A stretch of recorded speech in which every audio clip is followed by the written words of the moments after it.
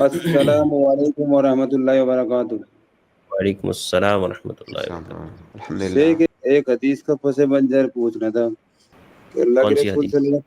اللہ کے رسول صلی اللہ علیہ وسلم نے ارشاد فرمایا، اللہ تعالیٰ جب کسی سے محبت کرتا ہے تو فرشتوں میں اعلان کر دیتا ہے کہ میں فلاں شخص سے محبت کرتا ہوں، تم بھی اس سے محبت کرنے والے بن جاؤ۔ پھر وہ اعلان چھٹے پہ، پانچویں پہ، چوتھے، تیسرے، دوسرے، پھر یہاں دھرتی تک آ جاتا ہے، یعنی زمین تک۔ تو پھر اب یہاں ایک عام آدمی جیسے ہم ہیں تو ہمیں کیسے پتا چلے گا کہ اللہ تعالیٰ کس سے محبت کر رہا ہے؟ جتنے کی بہت سارے علماء ہیں، جیسے انجینئر ہوئے، گامدیزم ہوئے، یا دیوبندی، اگر اہل حدیث ہے، مطلب دیگر ہے، سب قرآن حدیث کی ہی بات کرے، پر ہمیں تو سمجھ نہیں آتا ہی ہم کیسے پتا چلیں گے کہ اللہ کس سے محبت کر رہا۔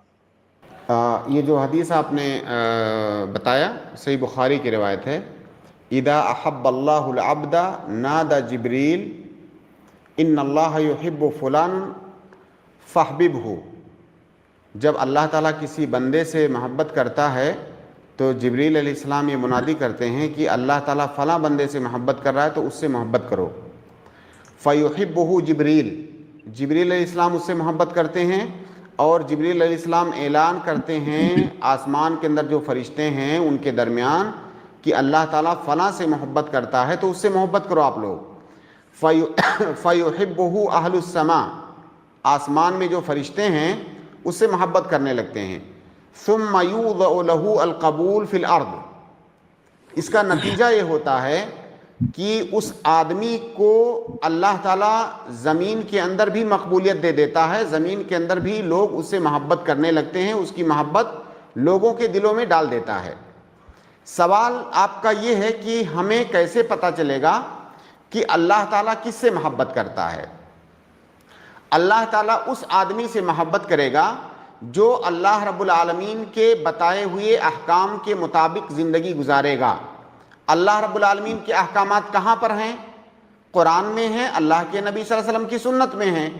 تو جو آدمی قرآن و سنت کے مطابق عمل کرنے والا ہے اس کے بارے میں ہمیں یہ امید رکھنی چاہیے کہ انشاءاللہ اللہ رب العالمین اس سے محبت کرے گا۔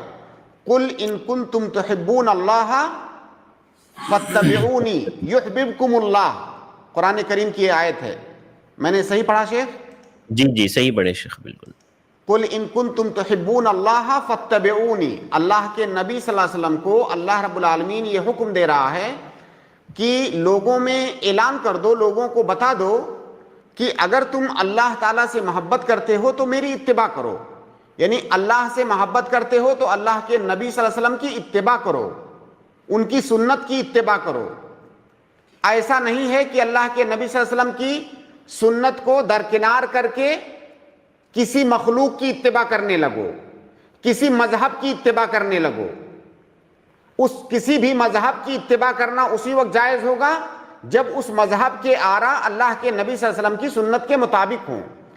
تو اگر اللہ سے محبت ہے تو اللہ کے نبی صلی اللہ علیہ وسلم کی اتباع کرو، اور اگر ایسا کرو گے، اللہ کے نبی صلی اللہ علیہ وسلم کی اتباع کرو گے، یحببکم اللہ، تو اللہ تعالیٰ تم سے محبت کرنے لگے گا۔ تو اس آیت میں صاف طور سے اللہ تعالیٰ کی محبت کی نشانی یہ بتائی گئی کہ اگر آپ اللہ کے نبی صلی اللہ علیہ وسلم کی سنت کی اتباع کرنے والے ہیں تو اللہ تعالیٰ آپ سے محبت کرے گا۔ اور نبی صلی اللہ علیہ وسلم کی سنت میں دونوں چیزیں آ جاتی ہیں، کیونکہ اللہ کے نبی صلی اللہ علیہ وسلم قرآن لے کر کے بھی اللہ کے نبی صلی اللہ علیہ وسلم آئے، قرآن کی تشریح و توضیح سنت کی شکل میں اللہ کے نبی صلی اللہ علیہ وسلم نے ہم کو دیا۔ تو اگر کوئی آدمی قرآن کی اتباع کرتا ہے، سنت کی اتباع کرتا ہے، تو ایسے آدمی سے اللہ رب العالمین محبت کرے گا۔ تو جو آدمی قرآن و سنت کی اتباع کرتا ہے اسے یہ امید رکھنی چاہیے کہ انشاءاللہ اللہ رب العالمین اس سے محبت کرے گا۔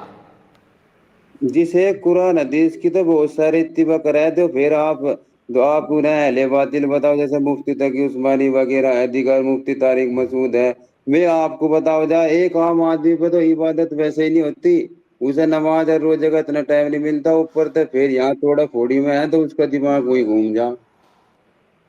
جی دیکھیے بھائی، ہم انسانوں کے درمیان یا علماء کے درمیان کہہ لیجئے، علماء کے درمیان اگر کسی دین کے مسئلے میں اختلاف ہوتا ہے تو ایک فطری بات ہے، اختلاف ہو سکتا ہے۔ لیکن اگر کسی مسئلے میں اختلاف ہو تو یہ فیصلہ کون کرے گا؟ ظاہر ہے اگر اختلاف ہو رہا ہے، 4 طرح کی باتیں آ رہی ہیں، تو چاروں باتیں تو صحیح نہیں ہوں گی، کوئی ایک بات صحیح ہوگی۔ یہ فیصلہ کون کرے گا؟ میں کروں گا، آپ کریں گے، یا کوئی تیسرا کون کرے گا یہ فیصلہ کہ کس کی بات صحیح ہے؟ قرآن حدیث کی روشنی کی طرف جانا قرآن، پڑے گا۔ ہاں قرآن حدیث کی طرف ہمیں لوٹنا پڑے گا، بالکل صحیح کہا آپ نے۔ فَإِن تَنَازَعْتُمْ فِي شَيْءٍ فَإِن تَنَازَعْتُمْ فِي شَيْءٍ فَرُدُّوهُ إِلَى اللَّهِ وَالرَّسُولِ، اگر کسی مسئلے میں آپ لوگوں کے درمیان تنازع ہو جائے، اختلاف ہو جائے، تو اسے اللہ اور اس کے رسول کی طرف لوٹا دو۔ تو ہمیں اللہ تعالیٰ نے میزان دیا ہے، ترازو دیا ہوا ہے، اپنے اختلافات کے حل کا طریقہ اللہ تعالیٰ نے بتا دیا ہے کہ قرآن اور سنت کے ترازو پر، اس پیمانے پر اس کو تولو، جس کی بات کتاب و سنت کے موافق ہوگی اس کی بات صحیح ہے، وہ آدمی حق پر مانا جائے گا، اور جس کی بات اس کے مخالف ہوگی وہ باطل پر مانا جائے گا، اور اس کو بھی چاہیے کہ وہ اپنی بات سے رجوع کر لے، دوسرے لوگوں کو بھی چاہیے کہ وہ حق کی اتباع کرے اور باطل کی طرف نہ جائیں۔ تو ہمارے پاس میزان تو موجود ہے۔